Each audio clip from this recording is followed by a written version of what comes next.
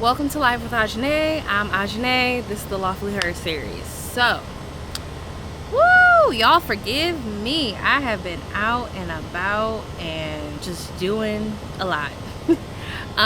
Long story short, I had to take a pause because my son's birthday was coming up. He started school. It's just a lot. So, forgive me. But I am back and I will be posting and catching up on some stuff. Now, with regards to this series and what I'm doing, let's jump right into my catch-up. So, the last week or so, it's been a little over a week now, what have I done? I actually finished my personal statement. So, story about that, my recommendation writers got back to me, and they said they would be more than happy to write letters. So, for one of them, though, they said, okay, send me your personal statement, your resume, anything else would be helpful. And I was like, ooh.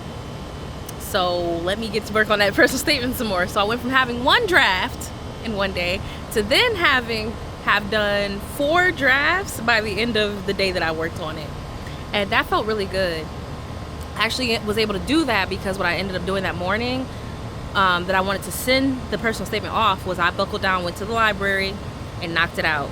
I love working at home, but I'm not always as focused as I could be at home because there's always a baby. Even in the night hours, my time often gets broken up because of family responsibilities. So I had to really get it done. I took my butt to the library early in the morning and knocked it out. And within a few hours, I was able to knock out 3 additional drafts from my first one and really cut it down in terms of length and also clarify a lot of things. So that felt great. And I sent that professor, I think, the 3rd draft.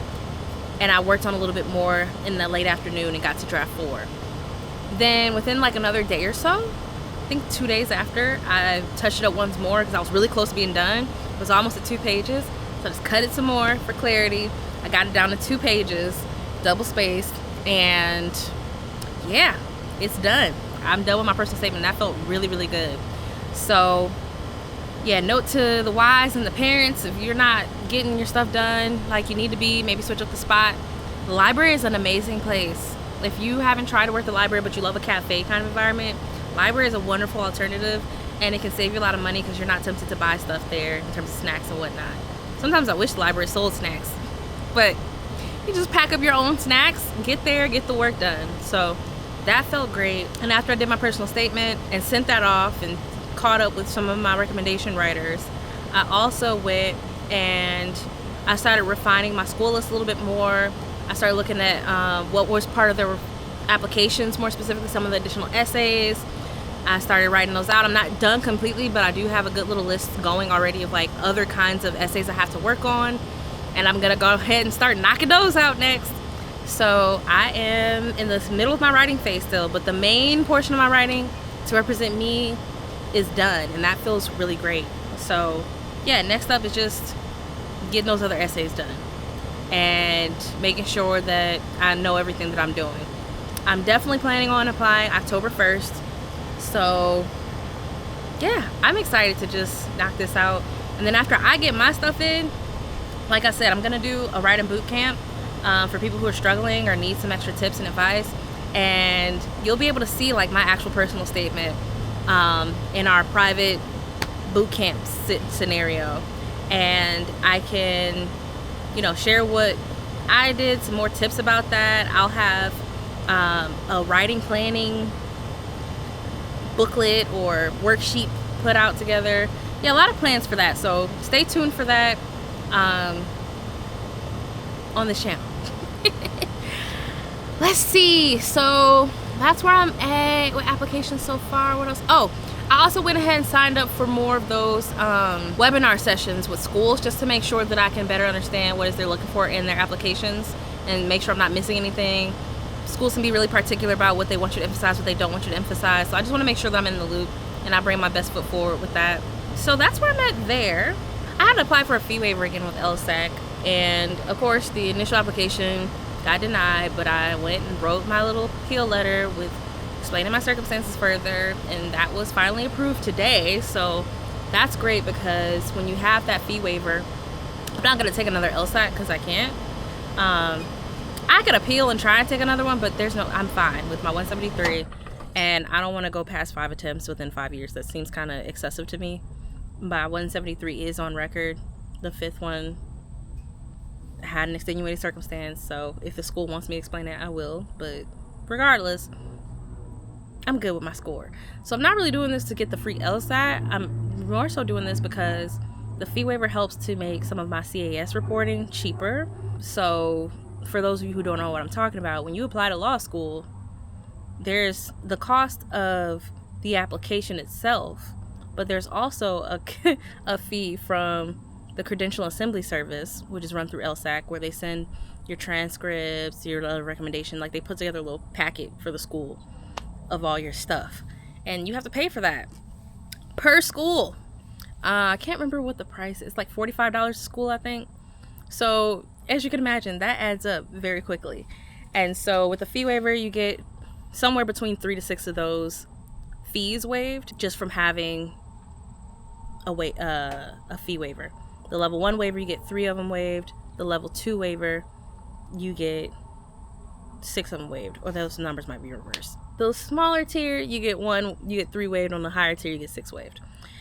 So yeah, I'm gonna get some of those reports waived, which isn't too much, but it helps.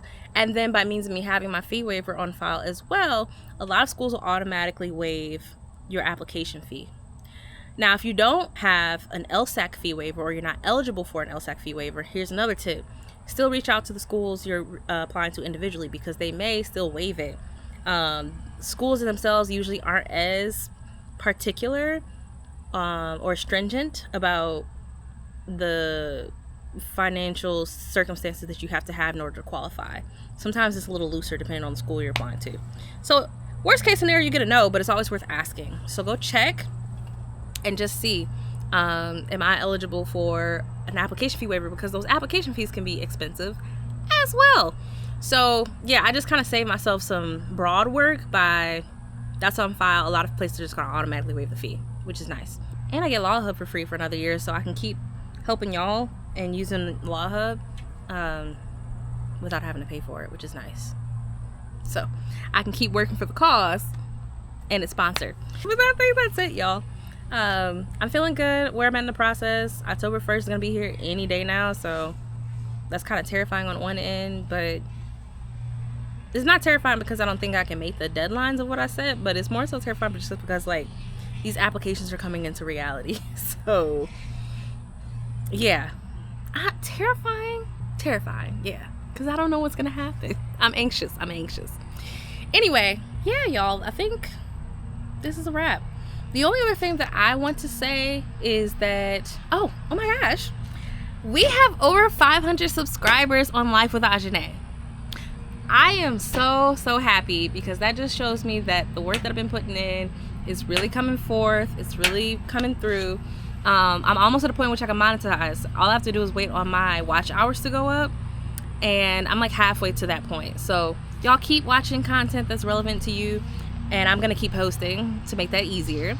But yeah, as my watch hours go up, once I hit like 3,000, I'll be able to like have super chats and work with the YouTube shop. And then when I get 1,000 subscribers and 4,000 watch hours, then I'll be able to actually make money off of ads. So yeah, if you want to support the channel, support what I'm doing, just keep showing up. I really appreciate it. If you don't really care about that, I mean, if the content is helpful to you, just keep showing up regardless, because again, I'm doing this for y'all and me. So in a selfish note of yourself, get these tips, get them. What's coming soon, I'm still gonna do a video in which I talk about resources that are helpful in terms of like podcasts and things to listen to where you can listen to the experts. So I'm still gonna put that up. Like I said, it's been a wonky couple weeks. So yeah, and because we hit 500 subscribers, we're over 500 now, but because we still hit 500, I'm going to be giving away 1 free month of my tutoring services. So if you would like to have tutoring with me, then keep an eye out for when I start that sweepstakes. I'm gonna put that up with my next tutoring video. I'm gonna go ahead and promote and start the giveaway for 1 month of free tutoring. So if you need some help with LSAT, Stay tuned for my next tutoring video. I'm gonna go ahead and start that process, and one of you lucky fellows will get a free month of tutoring service, which includes 1 free one-on-one hour, 1 free hour of group study, and the resources I give away that month. Okay, lawnmower's coming. I gotta go, it's getting noisy. Thank y'all for watching. See you in the next video.